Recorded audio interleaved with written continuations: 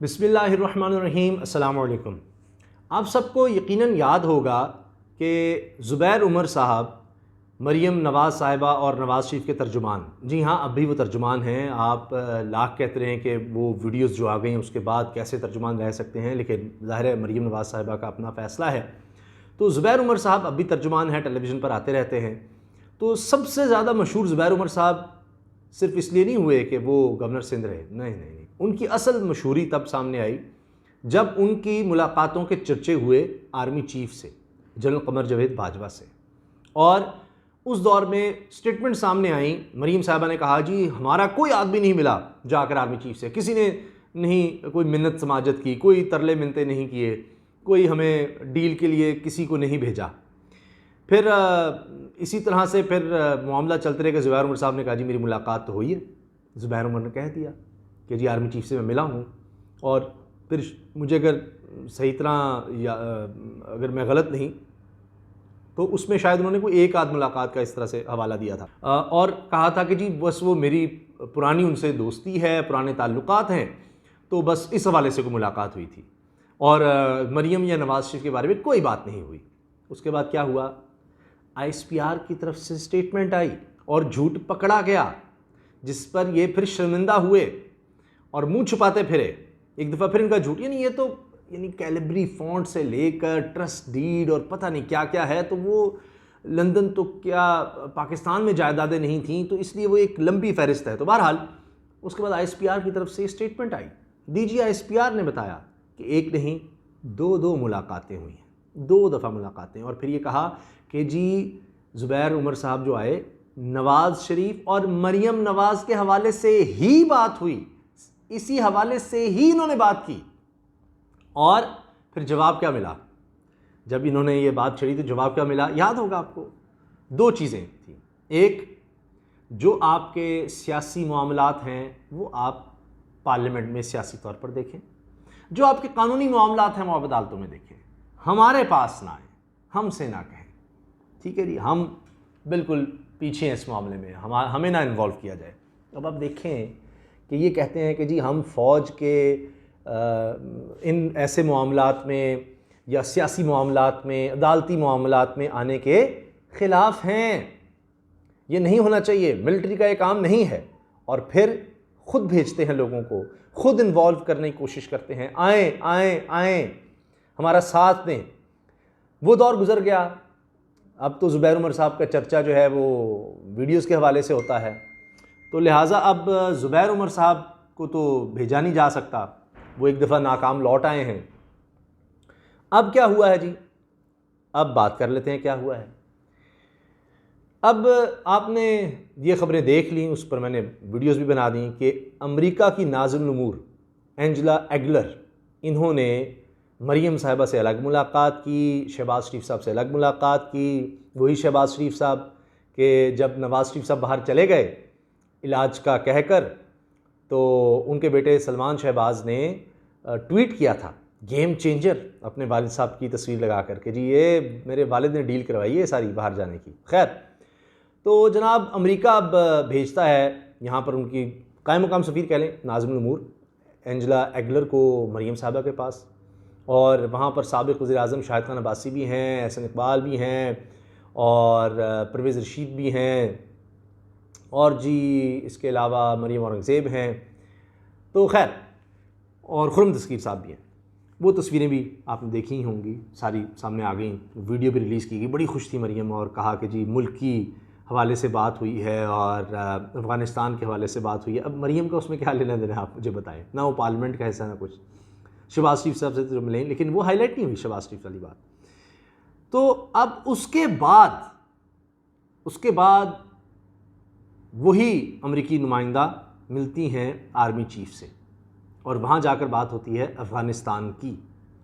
और अब देखिए मरीम साहब के वालिद मिलते हैं नेशनल सिक्योरिटी एडवाइज़र अफ़गानिस्तान के, उनकी भी तस्वीरें आ रही हैं कि वो क्या याशियाँ कर रहे हैं लंदन में, और वहाँ अफ़गानिस्तान में क्या सूरत हाल है, कितनी गुर्बत है, तो इन लोगों ने कितना पैसा बनाया वहाँ पर। अच्छा, वो भी पैसा बनाते रहे, नवाज़ शरीफ साहब भी पैसा बनाते रहे, अब दोनों ही वहाँ पर याशियाँ कर रहे हैं, मज़े कर रहे हैं, महंगी गाड़ियों पर फिर रहे हैं। मैंने उनके देखा ट्विटर पर आया हुआ था। खैर, तो जी और दीगर लोग जो हैं वो अफ़गानिस्तान की पुरानी गवर्नमेंट के थे। वो मेरा ख्याल है जो वज़ीर दिफ़ा था उसके बेटे ने पता नहीं कितने मिलियंस ऑफ डॉलर्स और पता नहीं कितना महंगा उसने वो पूरा एक मैंशन पता नहीं क्या उसने ख़रीद लिया। अच्छा, बात कहीं से कहीं चली गई, चलें छोड़ें, वापस आते हैं।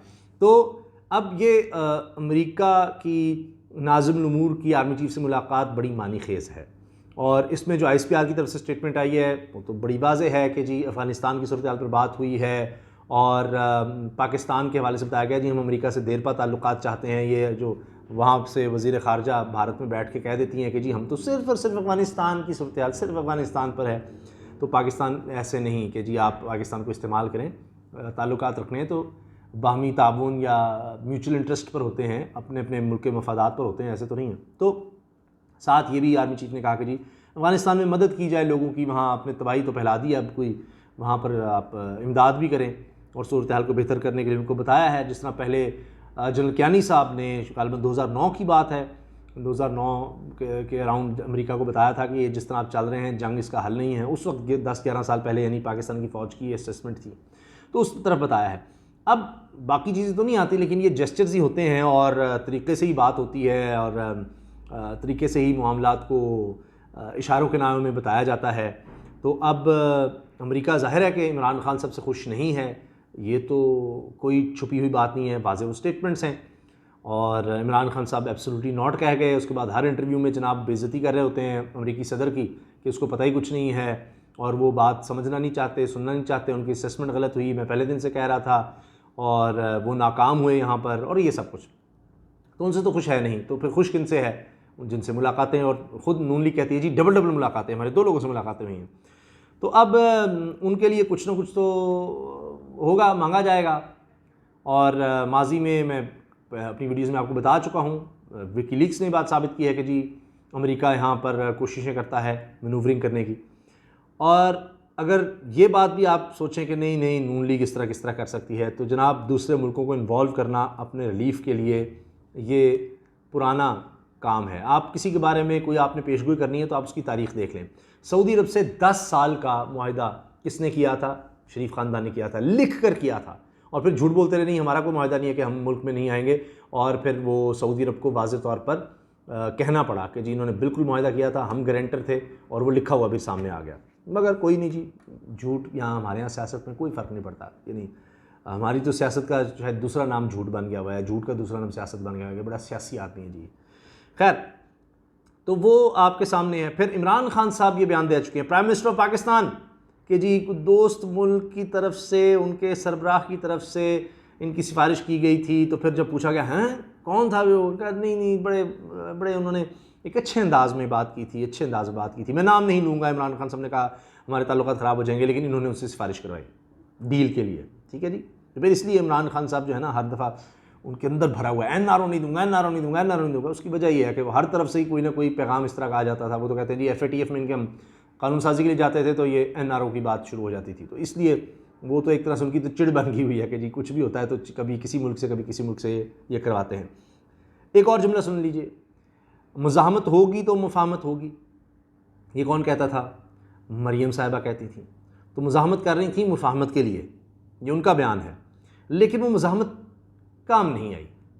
और मरीम साहब ने हाल लिया, तकरीरों में आपने देख लिया कि आर्मी चीफ़ के हवाले से तो बिल्कुल चुप, ऐसे चुप, और इमरान खान को तनकीद कि जी इनसे सही हैंडल नहीं हुआ मामला, DJI वाला ये और वो फलाना। अब इनको नज़र आ रहा था कि ये तो हल होने की तरफ जा रहा है, तो उससे पहले कुछ हो जाए, ठीक है हम आर्मी चीफ़ को पैगाम दें जी हम आपके साथ हैं, हम आपके साथ हैं, हम इमरान खान के ख़िलाफ़ हैं, जनरल फैज़ हमीद के ख़िलाफ़ हैं। वो भी जनाब सारा काम बैठ गया, क्योंकि एक ही छत के नीचे इमरान खान साहब, आर्मी चीफ़, DJI फैज़ हमीद इकट्ठे हो गए और मामला दुरुस्त नज़र आ गए, बॉडी लैंग्वेज ठीक नज़र आ गई। ऊपर से आर्मी चीफ़ चले गए ब्रीफिंग लेने जनरल फैज़ हमीद के पास, तो वो भी कि जी फैज़ हमीद अलग हैं कोई, तो ये अलग हैं, वो बात भी ना बनी। तो सारे तो इनको इकट्ठे नज़र आ गए। इनके करीबी लोगों को भी कहना पड़ गया कि जी वो तो जो सफ़ा फटा था उसको कोई टेप वगैरह लगा दी गई, उसको जोड़ दिया गया। अब ये कहानी नई आ गई है। तो जनाब बात यह है कि वो धौंस धमकी गालम गलोच या जो भी था आर्मी चीफ़ के ख़िलाफ़ जो बोलते थे, नवाज़ शरीफ साहब हर चीज़ का ज़िम्मेदार आर्मी चीफ़ फैज़ हमीद को कहते थे, वो नहीं चीज़ चल सकी, चूरन नहीं बिक सका। तो वही है कि गले पड़ो, नहीं बात बनती तो पाँव पड़ो। तो अब वो पाँव पड़ने का सिलसिला जारी है जी, और उसी वाले से आर्मी चीफ़ को पैगामात का लग रहा है कि कोई मतलब फीलर्स भेजे जा रहे हैं। तो ये कहानी है। और आखिर में मैं ज़िक्र कर देता हूँ जनाब, अगर अब भी किसी को यकीन नहीं आ रहा, तो मरियम साहिबा ने BBC को इंटरव्यू दिया था और उसमें कहा था कि पहले इमरान खान को हटाया जाए, फिर हम इस्टेब्लिशमेंट से बात करेंगे, पहले इनको हटाएं। तो वो हमेशा यानी चाहती ये थी कि जी चचा जान से कोई बात ना की जाए, जिसने करना है मुझसे बात करें, मुझसे करें, हमसे डील करें। तो उसकी कोशिशें यानी ये दोनों तरफ से हैं। वो गुड कॉप बैड कॉप आप सुनते हैं ना, शहबाज शरीफ साहब मुफाहमत हम मुजाहमत, तो वो भी होता है कि मुजाहमत करेंगे तो मुफाहमत होगी और कोई चीज़ इस तरफ से आ जाए, तो उसका इम्कान कोई नहीं लग रहा, क्योंकि जहाँ तक मुझे लगता है कि वो एक क्रॉस लग चुका है। तो अब इस्टेब्लिशमेंट मुझे नहीं लग रहा कि मरियम साहिबा और नवाज़ शरीफ इनके हवाले से तो कोई नहीं, कोई रास्ता नहीं है जी। अल्लाह हाफ़िज़।